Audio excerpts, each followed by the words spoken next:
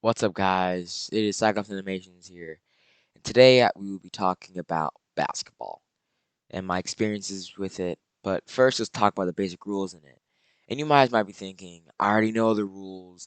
It's just pretty obvious. Well, some people don't know the rules, so I'll keep it short. Basically, you can dribble, shoot, or pass. If you pass somebody, and if you shoot it above the three-point line, then it is a three-pointer. Shoot it inside that line, it is a mid-range shot. So that's basically the basic rules, and you can't go out of bounds, and you can't hit somebody as they're shooting a shot or doing anything in the game. But honestly, fouls, if you've ever played basketball, you know refs call the worst fouls. Sometimes you will be blatantly like punched in the face, and refs will be like, I can't see anything.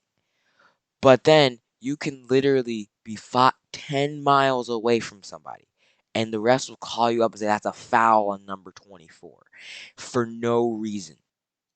Basically, one of the fouls that you can get called for is that if you don't have your hands have to be straight up if you're getting in front of someone when they're about to shoot or do a layup. And what I mean not by just a little straight up, if you're even the slightest bit off, like these dudes will literally pull out a protractor on you. If your arms are even the slightest bit tilted towards them or tilted back, it is a foul on you. And they will call it every time.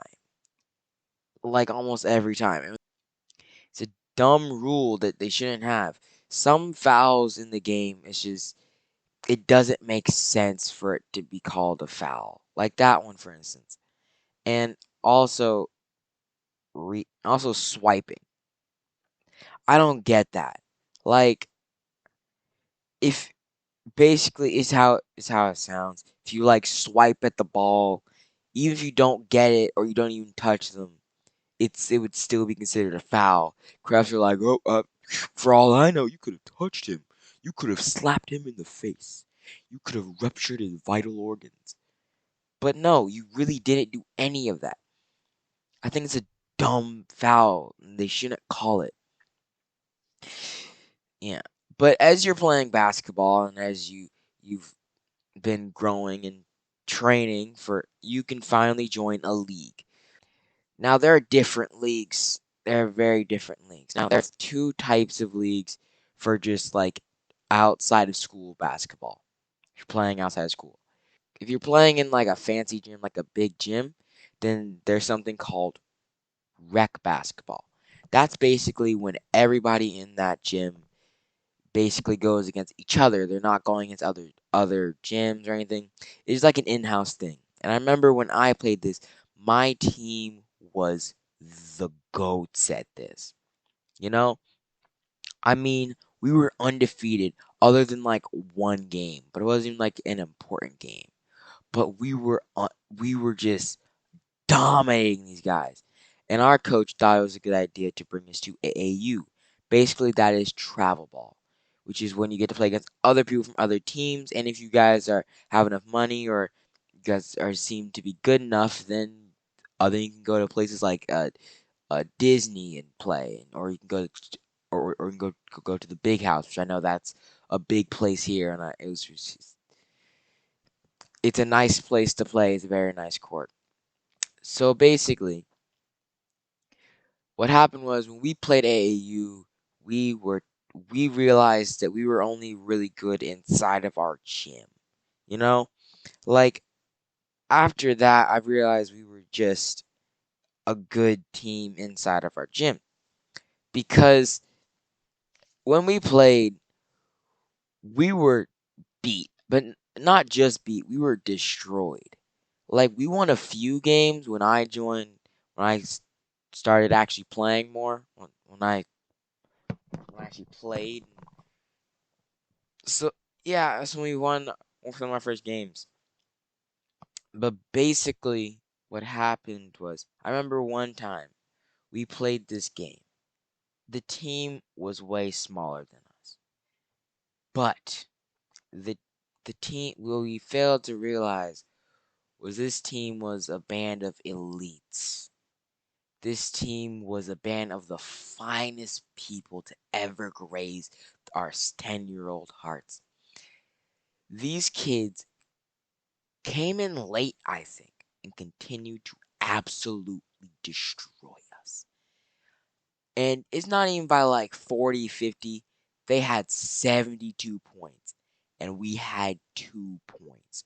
We were utterly annihilated. That that was a very tough game. And my friend who did score the 2 points, he always bragged about that. And I'm just like, you really didn't. Shut up. You didn't do much. Please sit down. But yeah, but after AAU, you can use this as a way to train. You also get to play high school ball. I'm not gonna even acknowledge middle school ball. That's like 4 games the entire season at the end of the year. It's stupid. At least where I live. Basically, in high school ball, there are two teams: JV team and the varsity team. JV team, anybody can be on it from junior and down. And JV teams and varsity, anybody can be on it in general, from senior and down. You could be a freshman on a team full of seniors. I mean, senior on a team full of freshmen. Because if you're good enough, they'll put you on the team no matter what. But with this comes a severe difference between JV and varsity. Now, JV and varsity, their skill levels are two different levels, but they look very different. Like, you can tell who's on the JV team and like who's on the varsity team most of the time. Like, the varsity team compared to the JV team, they'll look like huge ballers dunking on people, going like crossing everybody up. And the JV team kind of looks like kids you got off the street to play basketball. Now, obviously, these kids do grow up to be the varsity players and they do get better along the way, but just comparatively, putting them side by side, it just doesn't look good for the JV team. And I'm on that JV team because the JV team is usually way smaller than the varsity team. Unless you go to like a an like elite school, like a school where like you have the best players in the entire country, then your JV team's gonna whoop other people. But one thing is this will always be true for any school. Your no JV will your JV team will never be better than your varsity team, and JV will never play against people better than your varsity team. It just won't happen because you put your best on varsity, and JV is kind of like people that you train up. There is a freshman team, but I don't. My school doesn't have that because we're not big enough. But that's basically to train you for JV for you to grow and become better. So that's basically what that is. Now, this video is almost over, but one thing I do need to say is something I've always been mad about, and I feel like I need to address here.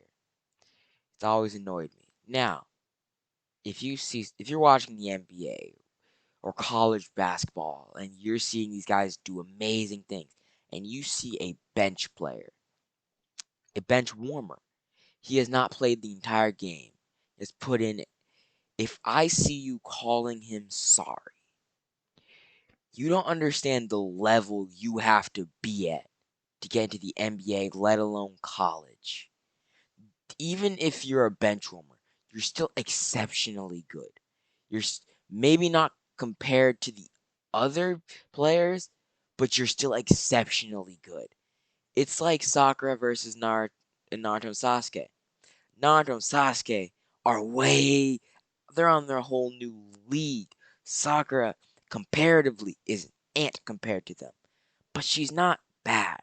I don't like her as a character, and I'll explain that maybe in a different video. But I don't like her.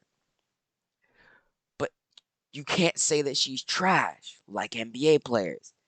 Because especially for a rookie, a lot of rookies don't play as much as, the veterans who've been playing for a long time because the coach is the rookie doesn't have as much experience in the NBA. So there's kind of more like they put him in to see how they do, and if they're doing good, then they'll play him more. And that's basically how it works. So that's it. I hope you guys enjoyed. Please like and subscribe, and I'll see you guys in the next one.